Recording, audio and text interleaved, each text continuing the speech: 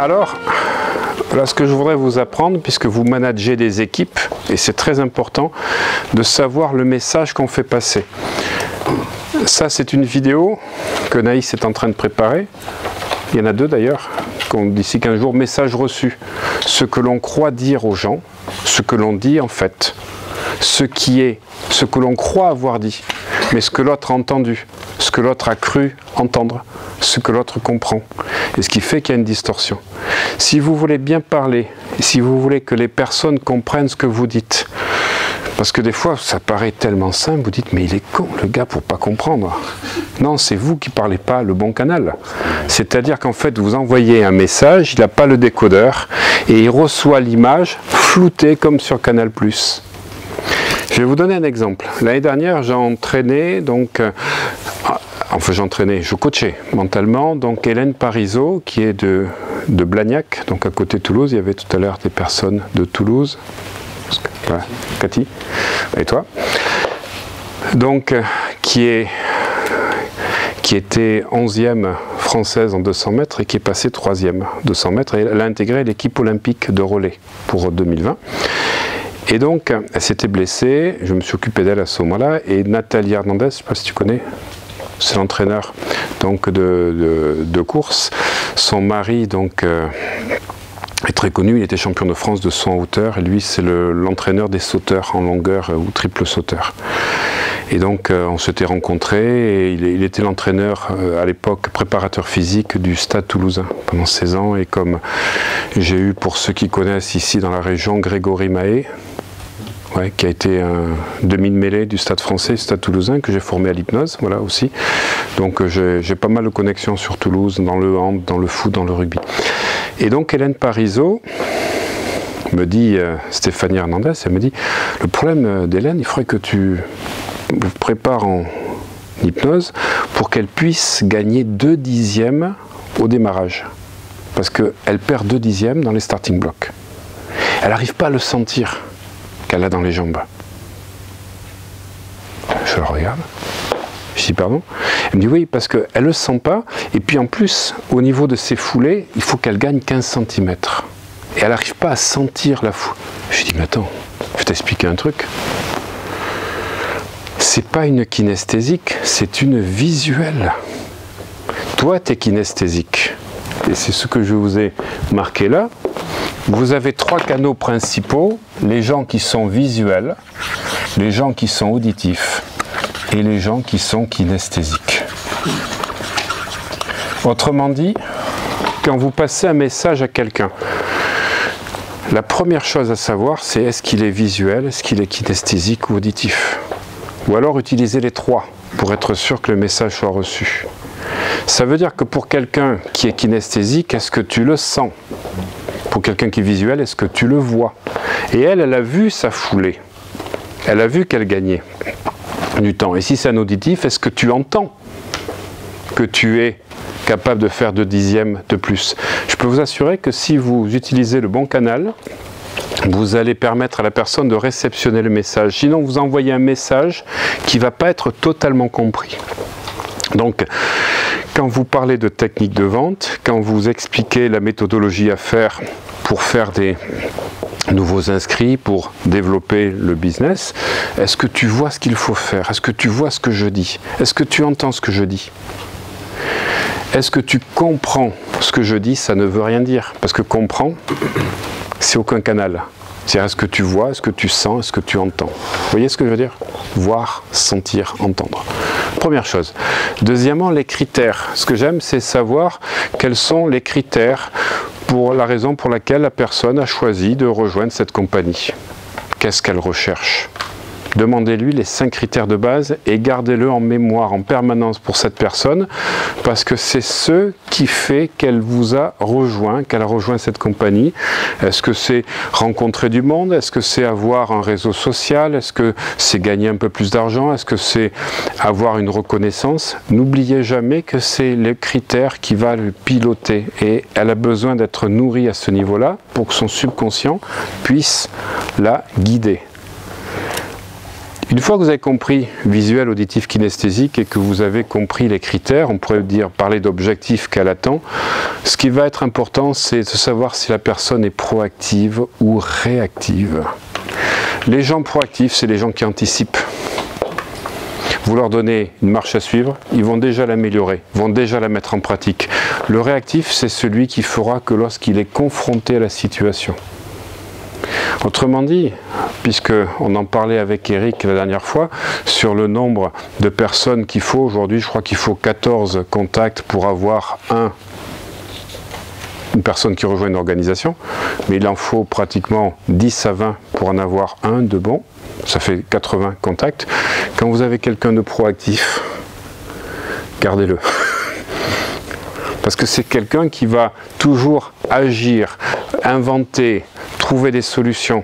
Le réactif, c'est celui qui réagira quand il se trouve en face du mur. Moi je dis toujours, quand on est en face du mur, c'est pas le maçon qu'on voit. Quand on est en face du mur, on voit le mur. Mais il y a celui qui a déjà contourné le mur. Voilà, le proactif. Donc ça, un leader, c'est un proactif. C'est celui qui anticipe, c'est celui qui a la vision. Après, il y a un autre métaprogramme qui s'appelle « éviter de » ou « aller vers ». Il y a des gens qui évitent d'échouer. Il y a des gens qui veulent gagner. Ça, je le trouve beaucoup dans les sportifs.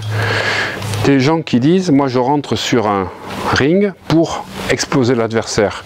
Celui qui rentre pour éviter les coups.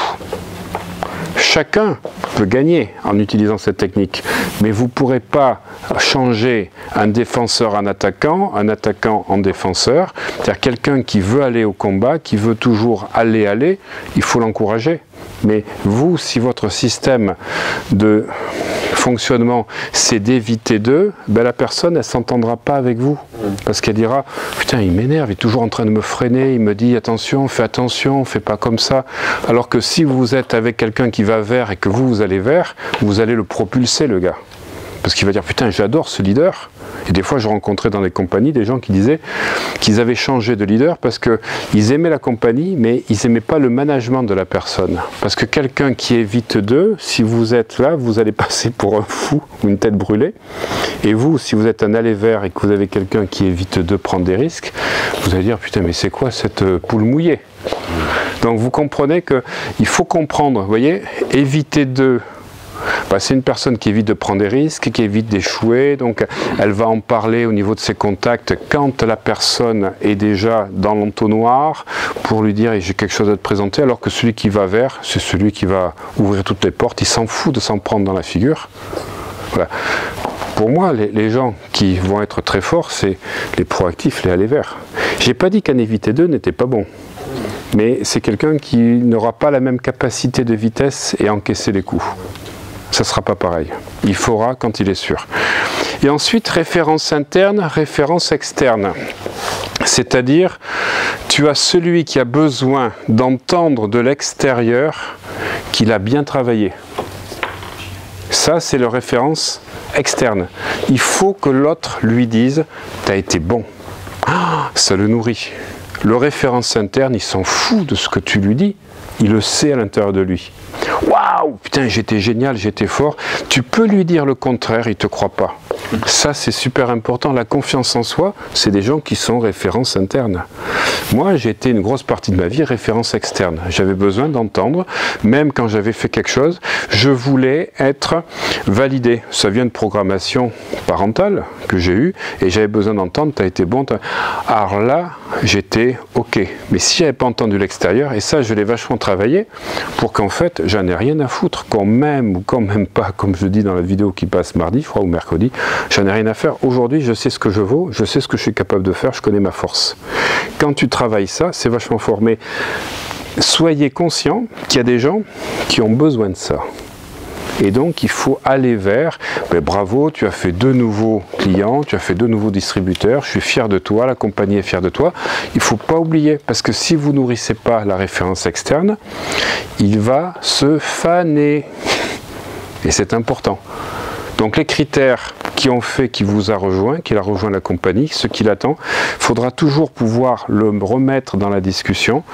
Les proactifs, ceux qui, vous leur donnez un truc, ils vont tester le soir même. Le réactif, il va attendre de voir comment ça se passe, pour voir comment il peut améliorer, éviter d'eux, aller vers référence externe, externe. Ok.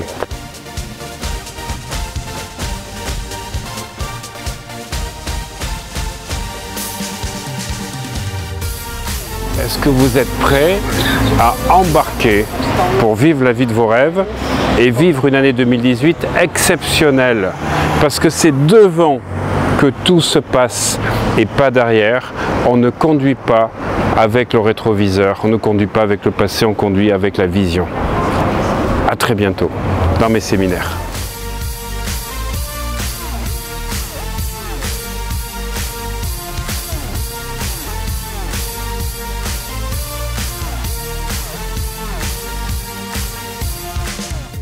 Super, donc je suis Catherine Técher de Toulouse. Je viens d'assister donc à une formation de Olivier. Donc je connais Olivier, c'est mon ami, mais je n'avais jamais assisté à une de ses formations. Et bien moi je peux vous dire que c'est mais vraiment du top niveau. C'est de la bombe. Alors moi je le voyais ici, mais là il est. Ça s'arrête pas. Vraiment, vraiment top. Si on veut avancer au niveau de l'abondance financière, il vous explique les choses et en plus avec des exercices, vous avez une énergie extraordinaire dans la salle. Donc je vous conseille Olivier Madel-Rieu. Bonsoir, moi c'est Mélanie Richardson. Alors voilà, je suis au club président MW Life. Je suis ravie d'être ici. J'ai passé un moment très agréable, une très belle journée en compagnie d'Olivier, qui est un coach hors pair. On est sur un haut level, un très haut niveau, et je le remercie pour toutes ces bonnes ondes, cette belle énergie qu'il nous a donnée. La remise de confiance en soi, évidemment, était là aujourd'hui. On a pris du punch, de l'agnac.